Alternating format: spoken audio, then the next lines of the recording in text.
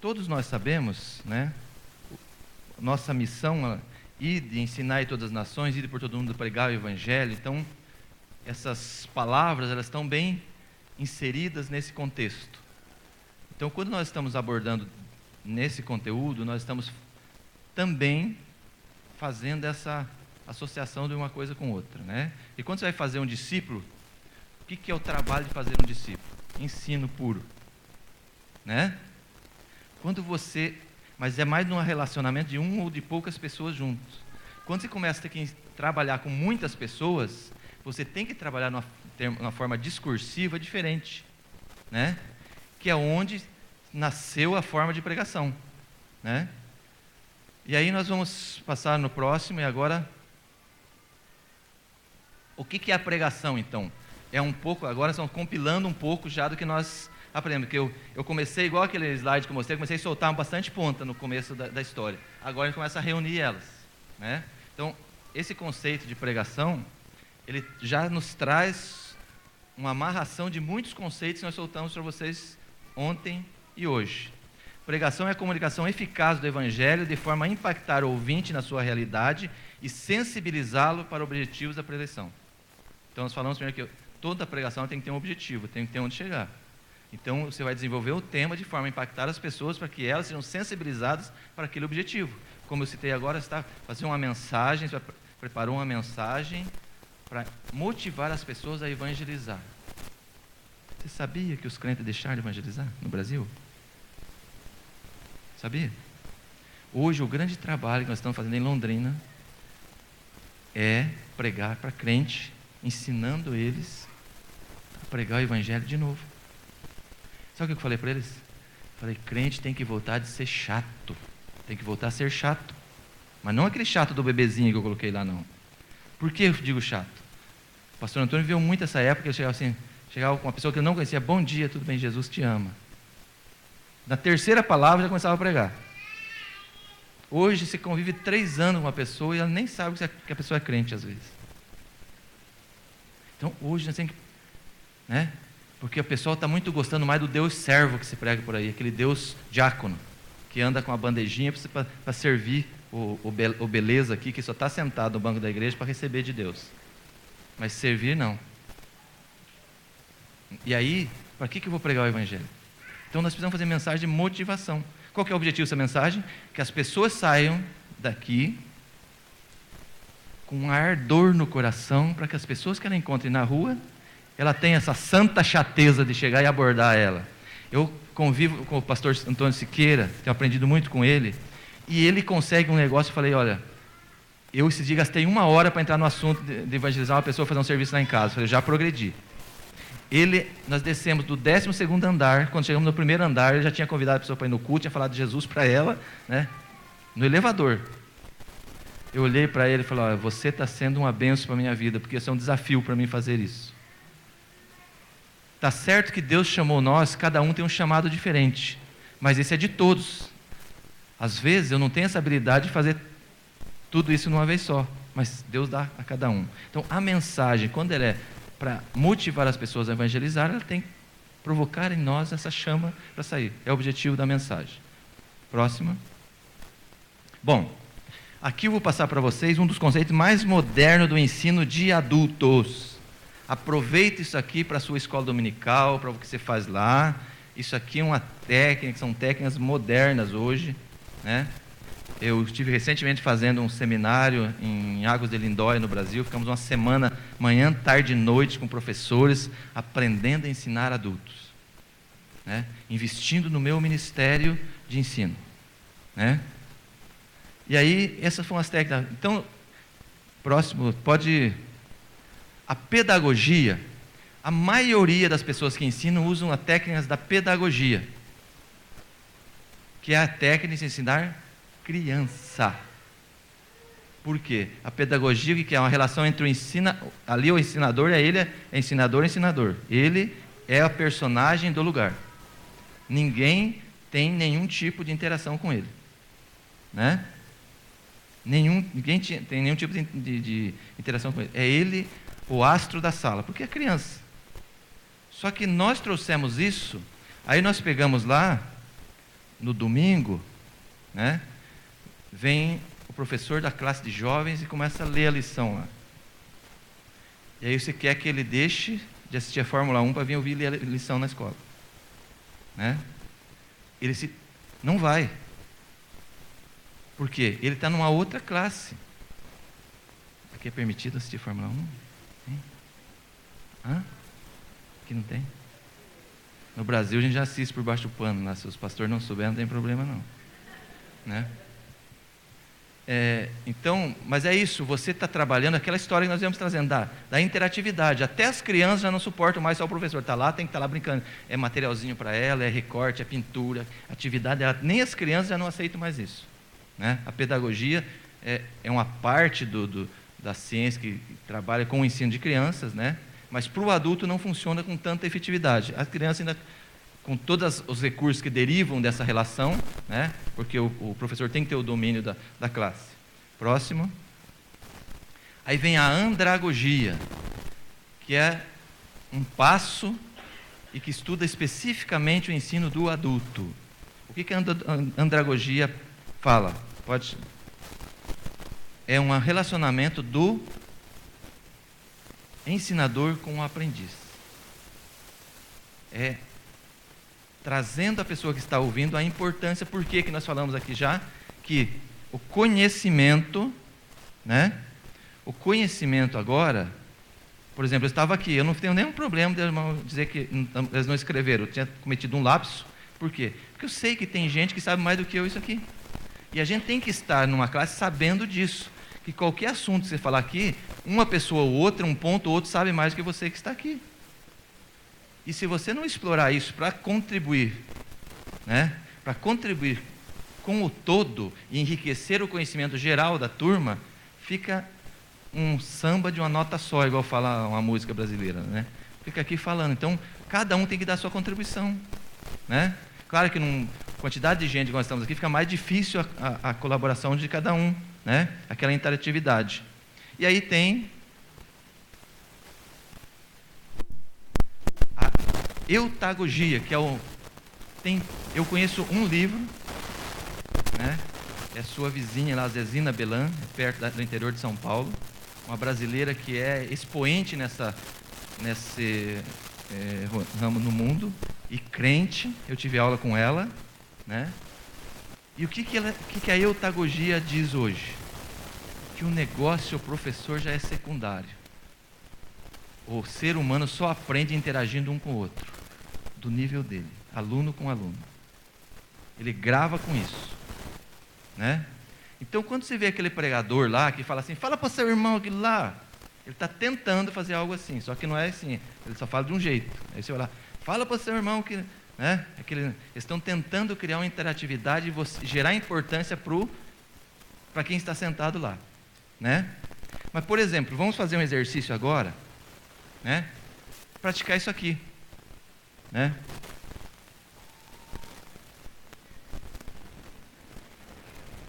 Ainda bem que eles viram na hora do exercício, né? O pastor José acha que eu tô implicando com esse negócio. Eu tô mesmo, né? Já falei várias vezes, né? Melhor não falar nada, né? Brincadeira, gente. Fazer um exercício agora, baseado na eutagogia para fixar o conteúdo. Você vai conversar com a pessoa que está do seu lado e vai dizer para ele, vamos trocar a informação, vou dar uns 2 ou 3 minutinhos aí, para você dizer para ela qual foi os pontos mais importantes, 2 pontos, 1 ou 2 pontos, mais importante para você nessa matéria, né? Olha, eu aprendi isso, eu vou levar para casa isso, né? Agora, pode fazer, uma pessoa, o que você aprendeu nesta matéria? Vou dar 2 minutinhos para vocês praticar isso.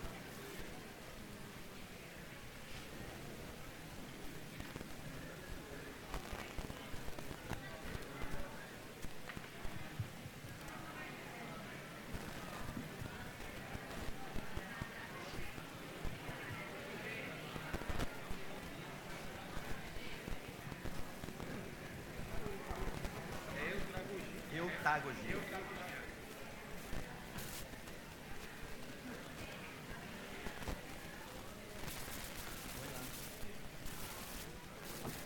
Obrigado.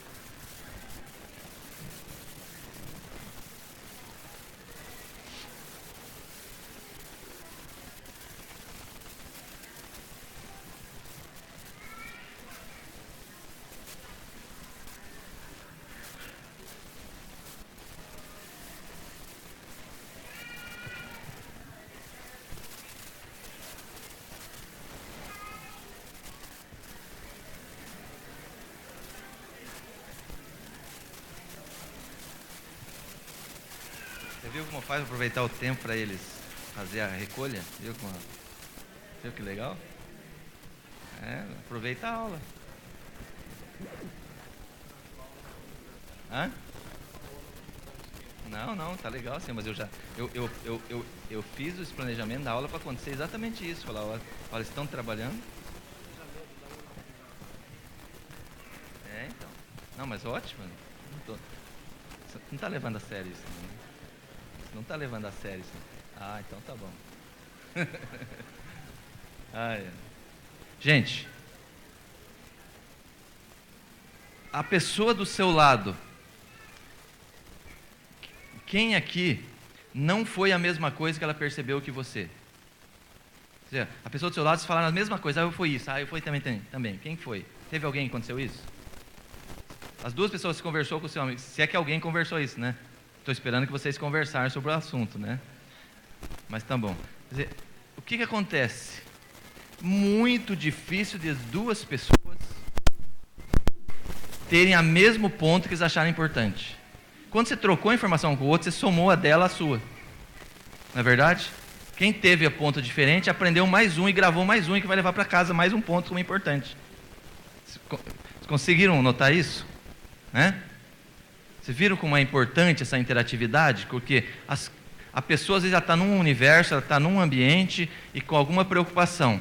Quando você faz esse tipo de trabalho, né, você soma a atenção dela com a sua atenção, né? Dá tempo de discutir um pouco ainda. Normalmente a gente faz isso numa classe de escola dominical, isso é fantástico. Você tem lá 20, 30 pessoas, às vezes numa classe de jovens, né? Fantástico porque eles somam o entendimento. E aí você pode debater, ouvir, né? Que a gente não tem essa... Normalmente agora eu tenho que fazer um apanhado de algumas situações, né? Mas vamos pegar alguém quer contar uma experiência dessa conversa aí? Rapidinho? Eu ouvi isso, achei essa situação. Alguém quer? Um par só, alguém? Um de cada vez, por favor.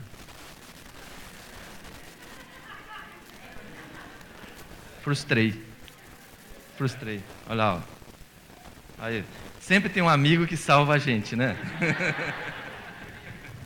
Nós achamos interessante a interação com a linguagem que é nossa, indo para os carros, indo para o público. Você até esqueceu de copiar que outro dia eu passei, tinha um Fiat velho com 4 maloqueiros dentro, fumando, escrito assim, Deus é fiel. Era corintiano. Mas todo mundo tem defeito, né? Então, para muitos, você já concluiu que o pastor não é corintiano. Você pode achar que é um defeito, né? Mas ótimo.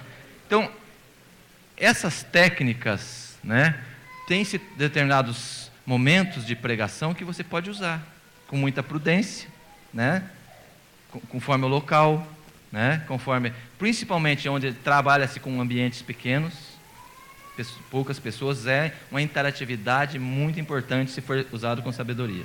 Tá, vamos seguir. Isso aqui tem muito Eutagogia tem pouco material na internet, inclusive, tem pouco material. Mas já é um trabalho que vale a pena a gente olhar, né? Principalmente quem trabalha com ensino, quem trabalha com escola dominical, é muito importante. Vamos lá.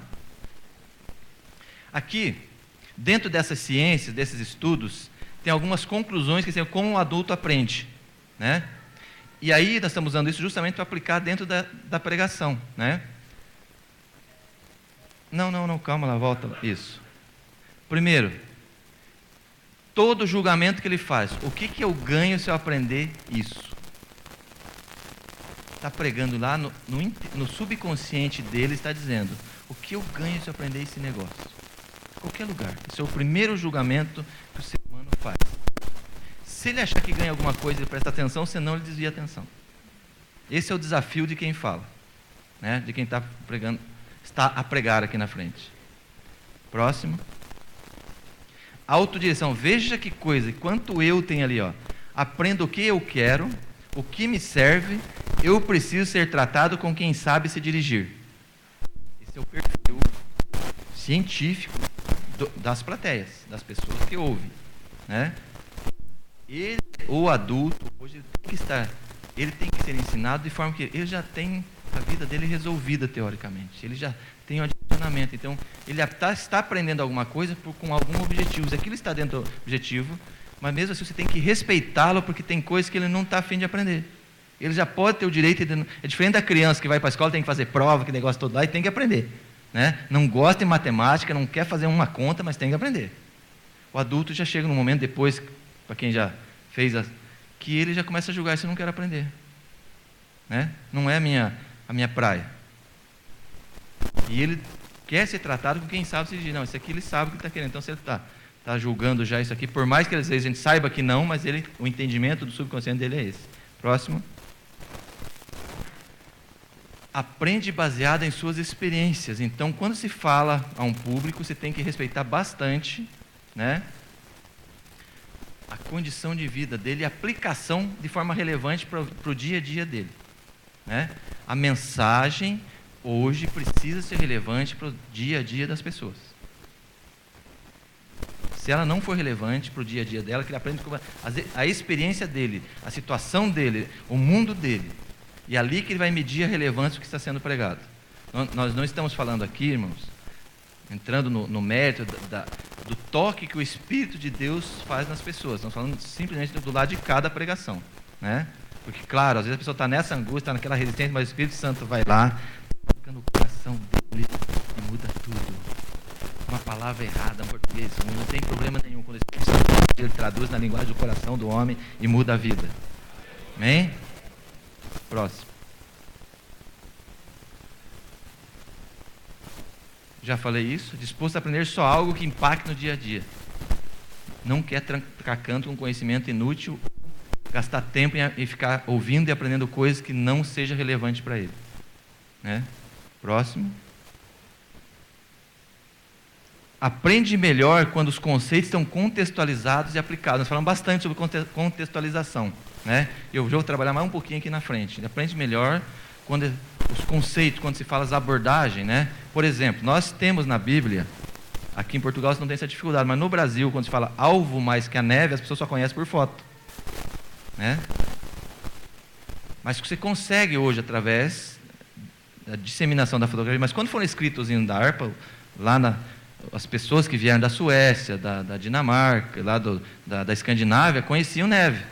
Mas o brasileiro, um país tropical, lá no Belém do Pará, falar alvo mais que a neve, para eles era um negócio contextualizado para danar.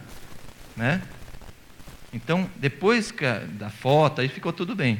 Né? Mas, por quê?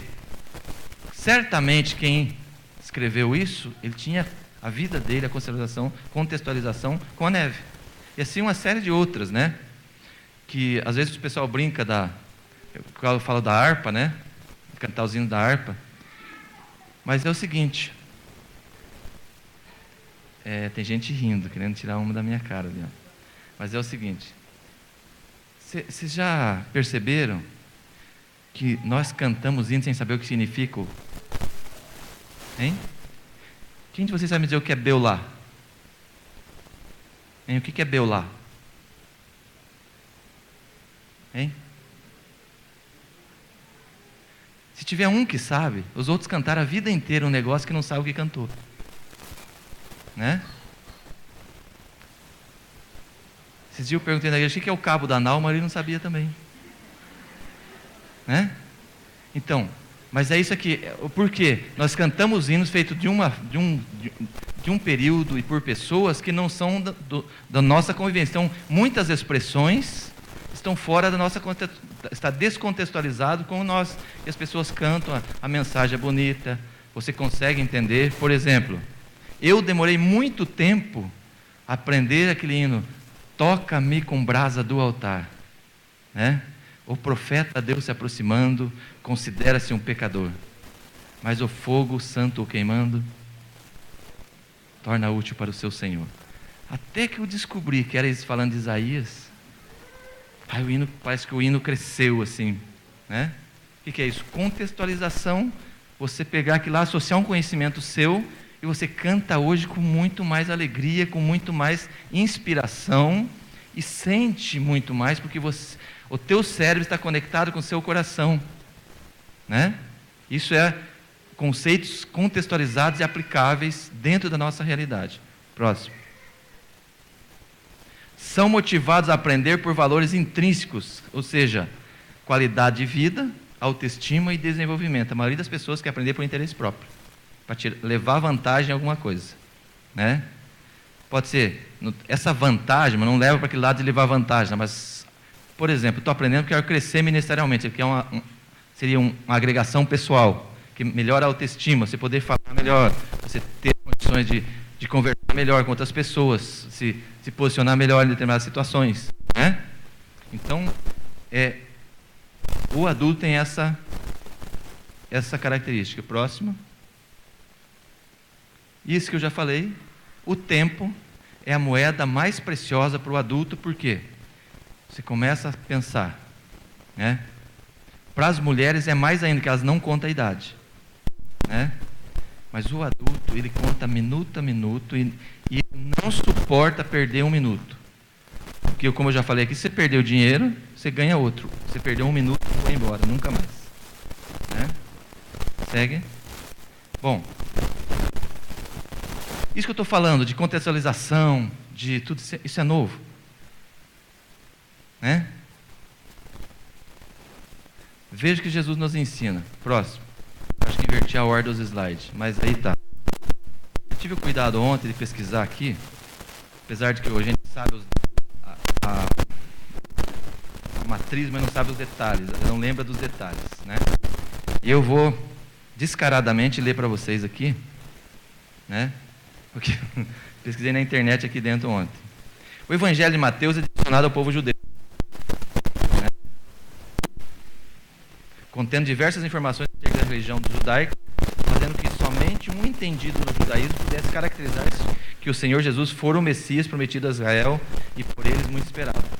Um evangelho contextualizado, direcionado a um povo. Já o Evangelho de Marcos é direcionado ao povo romano, porque dominava na época e tinha hegemonia mundial. Este evangelho mostra o Senhor Jesus como um homem de capacidade intelectual muito grande e de incomparável poder, porque isso contextualizava com a visão romana, né? O Evangelho de Lucas é direcionado ao povo grego, que na época era povo culto, embora não detivesse o poder econômico, político, militar, É uma obra investigatória, pois Lucas não foi discípulo do Senhor Jesus em vida terrena, né? Faz uma narrativa baseada em informações e é muito cauteloso no que escreve. Mostra a genealogia do Senhor Jesus desde Adão, o primeiro homem, e mostra como o Filho de Deus na terra, caracterizando para o povo a quem é direcionado, né? O Evangelho de João é direcionado ao povo cristão, ou seja, os que creram na mensagem de boas novas, e delineando a vida, os exemplos e ensinamentos deixados pelo Senhor. Exalta sobremaneira a vida, o amor, a fé preconizada pelo Senhor, né? Então, os evangelhos já tiveram esse direcionamento, porque estavam vários povos, várias situações que precisavam ter acesso ao evangelho, e se fizesse um evangelho com cara de grego e colocar para o romano, o entendimento dele poderia ser outro. O foco, a afinidade de pensamento era diferente. O grego, o romano, o cristão, todos eles tinham culturas diferentes, eles tinham situações diferentes, e cada um precisava uma linguagem diferente para eles entenderem, né? Até hoje, exatamente, né? A mesma mensagem que se prega no Brasil, se vir pregar para o português, você tem que contextualizar. Você tem que trazer para cá, você vai ficar lá, aí vai lá, você vai fazer um tour, né? Vai lá em Madrid pregar, tem que contextualizar. Aí vai lá na Inglaterra, totalmente diferente, né? Por quê? Cada povo tem uma cultura, tem uma influência, uma formação. E mais ainda, agora o próximo aqui, ó. Olha Jesus. Ele estava falando com um pescador. E o que ele falou para o pescador? Eu vos farei pescadores de homens. Porque ele estava falando com pesca. Quando eu pedi para falar, você fala um de cada vez. Então, todo mundo junto assim fica, né, o som. Mas é o calor, irmão, eu entendo, né? Eu entendo. Jesus, ele é o maior exemplo que nós temos na Bíblia de gente, de quem sabia muito bem usar tudo isso que nós falamos aqui. Se você for observando caso a caso de Jesus, você vai leia um evangelho com essa com essa crítica para você ver. Como Jesus levava isso nos detalhes. Quer ver mais uma? Próximo lá. Olha aqui, ele deu um nó na cabeça do Nicodemos. Quem era Nicodemos? Um cara intelectual, um cara respeitado. O que ele falou? Quem não nascer de novo não pode ver o reino de Deus. Na cabeça intelectual, lógico, o que ele ficou pensando? Nascer de novo, ventre, aquela coisa toda. Jesus tirou ele, ele não teve solução intelectual para aquilo. O objetivo de Jesus era confrontá-lo dentro do seu terreno. Falar uma língua onde ele pudesse processar ele na cabeça dele com o conhecimento que ele tinha, com a vivência que ele tinha. Né? A gente não vai entrar na profundidade dessa conversa, mas ficou muito claro, porque Jesus conhecia quem era ele, quais eram as características dele, e por isso colocou um questionamento para ele que provocou nele algo que chamou a atenção dele, que ele relevou como importante, né? Porque se Jesus, uma pessoa intelectual, se ele fala de pescador para Nicodemo, o que vai acontecer? Não entendo nada de pescaria, né? Podia falar de rede, né? Igual falar de pescaria para mim, não entendo nada, não. Gosto de um filezinho de peixe bem feitinho aí, beleza, mas fora daí não entendo nada de pescaria, né? Próximo lá. E essa é uma confrontação situacional, né? Jesus chega ao poço, vem a mulher buscar água. Quem aqui já fez essa tarefinha de buscar água? Hein? É amável esse trabalho, né? Imagina num pote ainda, quando é no balde aqui, ainda vai lá. Agora imagina num pote, né? Só em si é pesado, né? Então essa mulher tinha aquela rotina de buscar água. E aquilo, todo dia, eu lembro quando era criança, quando eu bati o copo no fundo do balde, que estava acabando a água, eu pensei, ferrou. Vou ter que buscar água. E era longe, no sítio era longe, né? Então essa mulher, o problema da vida dela, um dos problemas da vida dela era buscar água lá. Não estou falando dos outros maridos, as coisas tudo dela lá. Estou falando só, todo dia ela buscar aquela água, às vezes 2, 3 vezes, que negócio. Quando Jesus falou para ela essa frase, falou para ela, quem beber da água dessa água que eu lhe der, nunca mais voltará a ter sede. Ela falou, opa, me livrei de buscar água. Essa conversa me interessa, né? Vê qual foi a introdução que Jesus deu. Percebe a perspicácia da abordagem, né? Ela estava com um problema, cansada, chateada de buscar água, né? Quando ela viu a perspectiva de que ela poderia parar com aquele suplício de todo dia dela, ela falou, espera aí, deixa eu sentar aqui, vamos conversar aí. Essa conversa me interessou, né? Então, Jesus atraiu ela para a conversa numa coisa muito contextualizada, confrontando com a situação que ela vivia, né? E aí, todos nós aqui, pelo menos presumo, conhecem a história, né? Através dessa abordagem, Jesus entrou, né, numa conversa mais profunda, e até que ela reconheceu realmente, né, que quem era Jesus, né? Seguimos? Tá, ficou claro isso? Né? Eu recomendo mesmo, pelo menos uma ou duas parábolas, algumas outras narrativas dos evangelhos. Você, num momento aí que você tem aqui, né?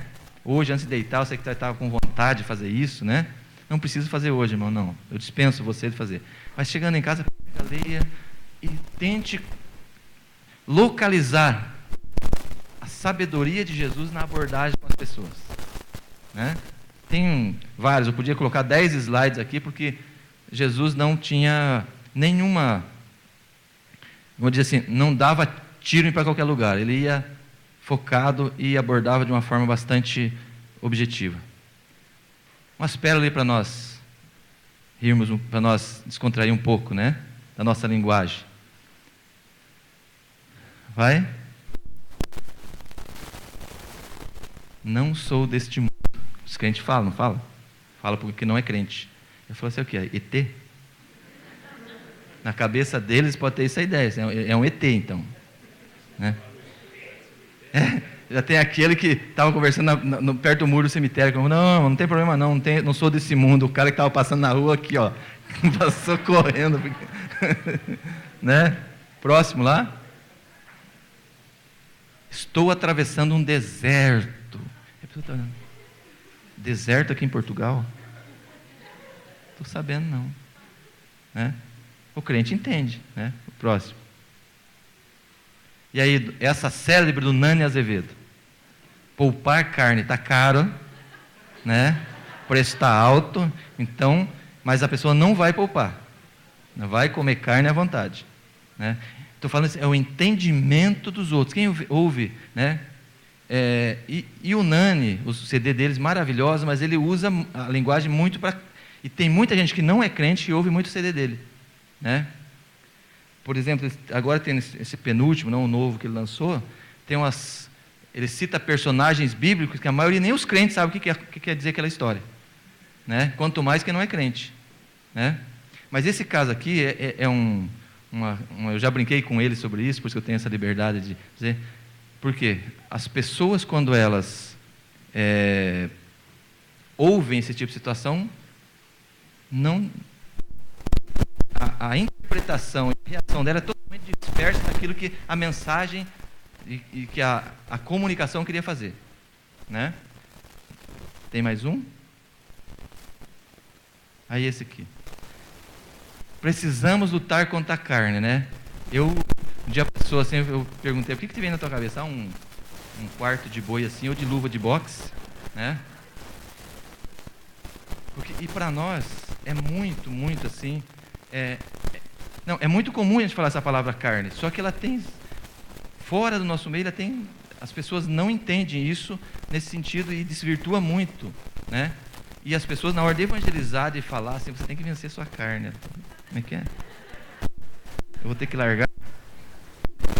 O médico disse que eu estou com colesterol alto, porque eu não pude largar de comer carne, agora para ser dessa religião tem que parar. Né? Tá. Agora esse gráfico eu achei muito importante, achei muito interessante. Ele diz assim, né? Crentes que mais lutam contra a carne, né? Tá lá, ó, os pentecostais, os neopentecostais, os tradicionais, os modernos, mas o verdinho ali é os vegetarianos. Né? Né? É o que mais luta contra a carne, o crente vegetariano, ele vence a carne. Né? Tá bom, irmão, vamos seguir para nós aproveitarmos. Já descontraiu um pouco, né? Já acordaram, né? Já riu. Agora vem um conteúdo importante, como eu falei para vocês. Você traz a pessoa, acorda, ri e traz um conteúdo importante, quer ver? De tudo que nós falamos, canaliza para esse momento aqui. A mensagem precisa transpor as barreiras da ação humana. Que barreiras são essas? Vem lá, próximo. A cognição. O que é isso? Ela é a intelectualidade da pessoa. Nós não falamos isso? O julgamento que passa. Lembra falando do filtro? Quem estava aqui, eu não falei da malha fina e malha grossa. Vou ter que contar de novo. Você estava aqui, né, irmão? Né? A história aqui é a intelectualidade do ser humano. O que é a ilustração da malha fina e malha grossa? Peneira fina, peneira grossa. A criança, quando nasce, ela tem a malha mais grossa, porque tudo que se fala para ela, ela absorve e recebe como certo. Ela não tem nenhum juízo para fazer daquilo. Né? À medida que o tempo vai passando, ela vai aprendendo, ela vai tomando conhecimento, a malha dela vai fechando. E aí não é tudo que você fala para ela, pai, não vou fazer isso não. Já começa a ter reações, porque ela começa a fazer julgamentos mais leves. E quanto mais adulto e mais tempo passa, mais conhecimento, mais fina fica a malha e mais difícil você fazer passar uma coisa por ali para entrar no conhecimento dela, para ela tomar uma atitude. Né? Não, essa desista. Né? É só uma unção especial. Eu tenho uma irmã lá em casa, né? O senhor tem uma filha, né? Não, o pastor falou que a moça de 40 anos tem uma dificuldade enorme para escolher namorado, porque ela já malha bem fina, primeiro porque ela já tem uma estabilidade na vida, né? E aí todo rapaz tem um defeito, porque não tem mais aquela volúpia, é isso essa palavra?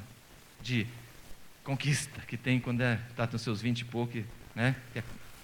Que sai já conquistando o namoro. Então Então, no conhecimento, a cognição é que vai fechando essa malha. A intelectualidade, o conhecimento vai crescendo e a peneira ficando fina. Daí você vai lá, só passa água. Você joga um punhado de areia na malha de uma criança, passa. Vai passando o tempo, daqui a pouco se joga areia, volta tudo. Né? E eu falei uma recomendação: não chame as pessoas de malha grossa, porque elas vão ficar nervosas com você. Se ela não souber a historinha, tudo bem, pode chamar. Então, esse nada mais é que a malha grossa, é o filtro com que as pessoas fazem do que elas ouvem. Por exemplo, nem todos aqui aceitam as abordagens que a gente faz, e é normal. Eu passo por um julgamento pessoal para a utilidade de cada um. Essa é a cognição que faz esse filtro daquilo que aproveita ou não. Próximo.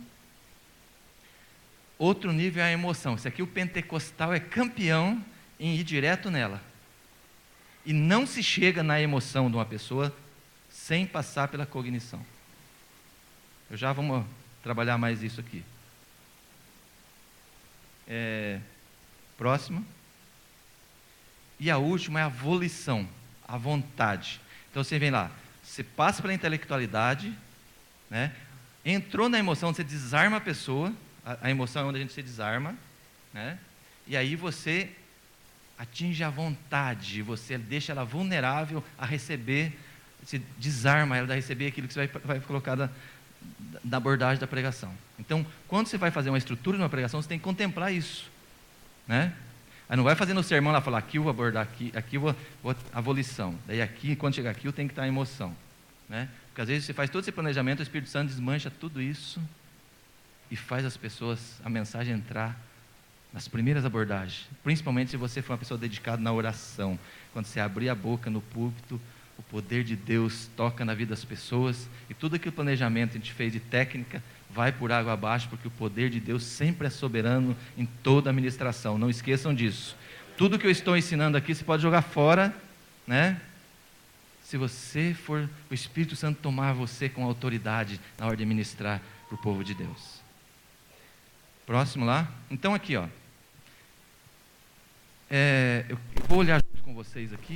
Por exemplo, a barreira do intelecto, barreira da emoção, que é a volição, é onde você vai chegar à decisão da pessoa, ou ao fruto, ou onde você vai chegar lá, onde você consegue, digamos assim, a mensagem, apertar aquele parafusinho que você pensou lá na hora de montar a mensagem.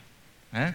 Você falou, qual que é o objetivo? Eu tenho que apertar um parafusinho X na vida das pessoas, que é isso lá. Né? E nesse ponto, quando chegou aqui no objetivo, né, dá um clique lá para mim. Ó. Então você passou pelo intelecto, aí você entrou na emoção. Né? E como se entra na emoção? Né? Nós vamos trabalhar um pouquinho. Aí, quando a pessoa foi abordada com emoção, não é aquele negócio descabelado também. Né? Às vezes a pessoa está ali paradinha, quietinha, mas quebrantada. Quebrantamento chama isso. E quebrantamento, essa é uma parte, você passar essa barreira do intelecto, barreira da emoção, tem uma coisa que eu vou falar para você, tem um caminho que não falha. Os dois terminam com A-T-U-O. A oração, muita oração, mais outro com ão. Consagração, que resulta na unção, que quebra todas essas barreiras que estão vendo ali. Ó. Oração, consagração, que você recebe a unção de Deus para ministrar. Todas aquelas barreiras ele vai embora e Deus, através das palavras ministradas na sua boca, como instrumento de Deus, toca lá no profundo coração das pessoas e começa a mudar vidas, produzir resultados. Lembra, nós falamos que a pregação tem que produzir resultados? Ela só produz resultados se você conseguir atingir esse ponto que vai lá na vontade da pessoa de mudar. Você convence, ela se convence através do Espírito Santo. Nós falamos quem convence aqui? É o pregador? Não, o Espírito Santo é que convence. O Espírito Santo tem o poder de interferir diretamente lá na volição da pessoa e convencê-lo de que ele precisa tomar uma decisão na vida dele, seja crente ou não crente. Porque hoje a maioria a gente prega para crente, né? Vamos lá? Então, a mensagem, se passou as barreiras, ela chega ao seu objetivo. Né? Que todo sermão deve... Eu até dei a dica, eu uso isso, de começar sempre a montar a mensagem pelo objetivo, onde eu quero chegar. A hora de for fazer um sermão, pega isso. Por exemplo, é igual quem viaja de avião. Você vai lá e diz o teu destino. E aí você diz aonde você está. E o sistema lá procura todas as alternativas possíveis para chegar lá. Mas não muda o teu objetivo. Então, para montar um sermão é a mesma coisa. Ó, eu quero chegar em tal ponto. Olha, ô Senhor, me dá uma... Eu quero direção de Deus para mim ministrar hoje, para que todas as pessoas sejam sensibilizadas a sair da igreja com ardor de evangelizar. Esse é o teu objetivo. E aí, dali, você começa a desenvolver dali para cá. Bom, peraí, vou começar onde? Você vai citando, olha, o ID de Jesus. E vai montando. Aí você vai trazendo aquela coletânea e monta o sermão, monta a abordagem nesse sentido. Né? Em função do quê? Não desviando do objetivo que tem que chegar. Próximo. Então aqui, ó. Como transpor as barreiras do intelecto? O intelecto humano, ele só é transposto pela qualidade do conteúdo. Mensagem fraquinha, mensagem vazia, mensagem que nós colocamos, lembra aquelas que colocamos lá da gritaria, descabida, de monólogo, aquele negócio todo? Não passa a primeira barreira. Aí o pregador fala assim, ixi, eu preguei hoje, me parece que orei para as pessoas, mas a oração não passou do teto. Né? Não passou. Conteúdo, isso é aonde o ser humano tem muito domínio sobre isso. Próximo. Emoção.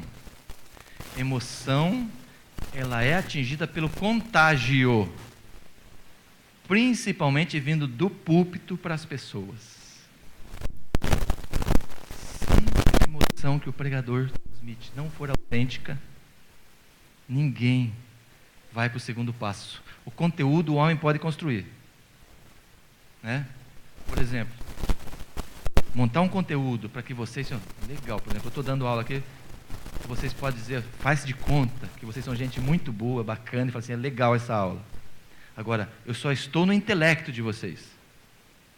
Agora, se eu resolver abordar e atingir a parte emoção de vocês, para atingir o objetivo da aula, já teve alguns momentos que cada um dos professores teve isso aqui, quando todo mundo glorificou a Deus e foi sensibilizado por uma abordagem aqui.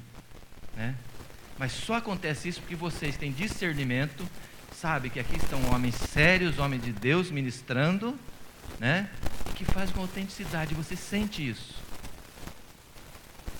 Aí você é sensibilizado e você abre a barreira emocional. E aí coloca-se o objetivo e a mensagem atinge o seu objetivo. Próximo. E o objetivo qual que é? Né?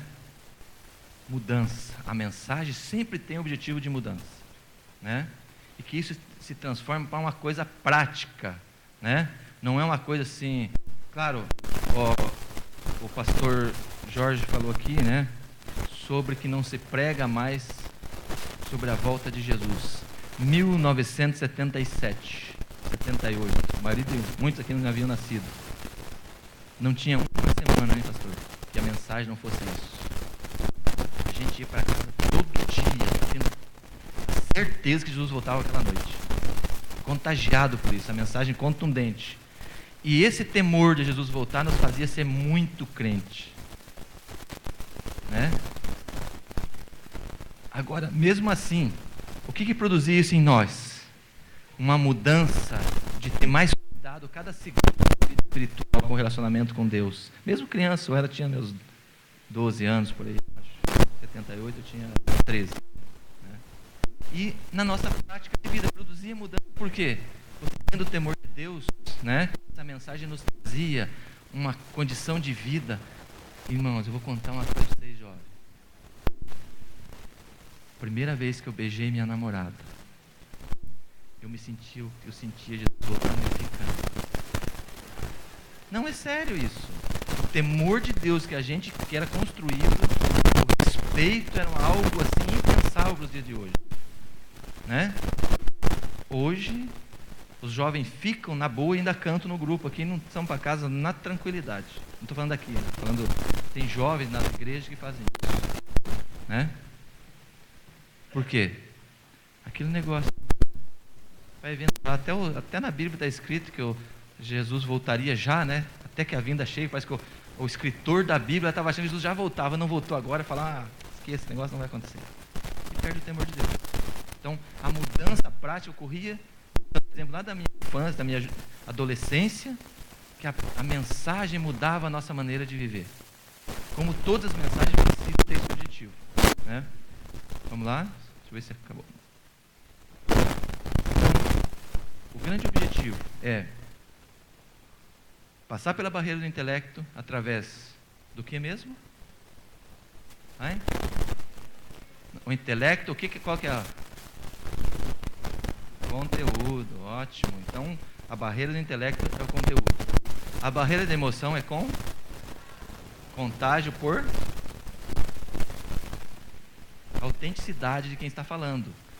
Uma emoção vinda, nascida de quem prega, através da uma emoção autêntica de uma vida consagrada, está falando coisas, né, testemunhando, por exemplo. Eu estava contando ao pastor Jorge, quando eu faço palestras sobre finanças, que eu vou intercalando com a minha experiência de vida e dos grandes bens que o Senhor fez na minha vida, né? Eu não tenho uma palestra dessa que eu não chore, porque Deus fez tanta coisa na minha vida, que essa emoção vem, e eu não tenho como me conter, porque só Deus para cuidar de mim como Ele cuidou, só Deus para me ensinar coisas que Ele me ensinou. Então, quando a gente conta o testemunho e as pessoas verem, e normalmente tem pessoas que me conhecem, que viveram e conhecem a minha vida, né? Por que contagia? Porque eu não estou sendo nota de 3 aqui, né? Acho que euro tem 3. Falso, né? Falsidade, aquele negócio bonito, pintado, aquela mensagem maquiada. Uma coisa autêntica, consegue fazer. Mesmo fazer ilustração para vocês, eu não consigo, porque isso é tão marcante na minha vida que né? Hoje é 5 minutos. Por que não vem aquele irmão maior aí? Quando você não estava aqui, veio um irmão maior e nós falamos que era por peso, daí o caso dele era 10 minutos. É. Próximo lá. Acho que já acabou já, né? Esse slide está duplicado, irmão. Vê lá se tem mais um.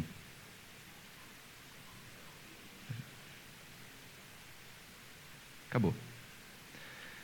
Meus amados, amanhã nós vamos dar uma juntada disso com a apostila, né? Então você que comprou sua apostila, fala, comprei essa apostila que não falou nada. Não.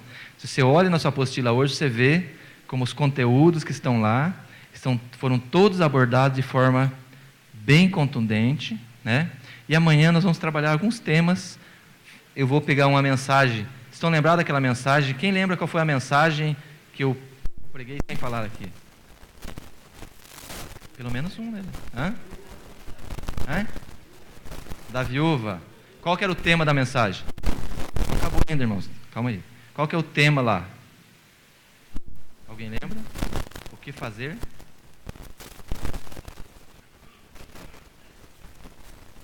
Jesus amado. O que fazer? Eu vou ajudar você. Olha a técnica do professor aqui, já que você... O que fazer quando não tem o que fazer? Quando você acha que não tem o que fazer, né? O beco sem saída, né? Quando você está num beco sem saída. Então nós vamos usar aquela estrutura e vamos fazer algumas aplicações de como é a estrutura de um sermão, né? Em cima daqueles slides que a gente fez lá. Tá certo? Eu deixei essa aula mais teórica justamente para a noite, que vocês estão mais espertos, que se for fazer essa aula à tarde, estava complicado, todo mundo dormia, né? Mas essa base teórica que a gente passou hoje aqui é muito importante, né? E nós, meus amados, eu quando comecei a estudar essa matéria, vou dizer para vocês uma coisa. As mensagens que eu preguei até hoje vão ser muito diferentes depois de hoje. Porque eu aprendi tanto quanto vocês podem ministrar aqui. Esse é o grande proveito que eu tiro. O grande, né?